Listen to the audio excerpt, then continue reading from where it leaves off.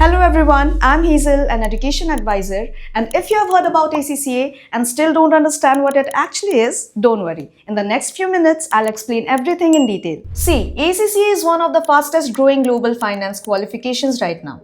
But is it really worth it? Let's break down everything you need to know about ACCA. From its scope and demand to salary and career opportunities. ACCA stands for Association of Chartered Certified Accountants. It's a UK-based global qualification recognized in over 180 countries, and it focuses on accounting, finance, taxation, auditing, and business strategy. Basically, preparing you for real-world finance rules. If we will talk about the demand, then the ACCA professionals are highly demanded by MNCs and top firms like the Big Four because businesses today operate globally and need professionals who understand international accounting standards. So, with ACCA, you are not limited to India. You can explore opportunities in the UK, Dubai, Europe, and many other countries. Now, let's focus on salary. See, in reality, freshers in India usually starts around 4 to 8 LPA. But with experience and the right exposure, especially in MNCs or abroad, it can grow to 10 to 20 LPA or even higher internationally. So, it's not instant success. But the long-term growth potential is strong. ACCA includes around 13 exams and the total cost is roughly 1 to 2 lakhs depending on exemptions and coaching. And no, it's not easy. It requires consistency, discipline and the right strategy. Now a quick comparison. ACCA versus CA. CA is highly respected in India and is more focused on Indian taxation,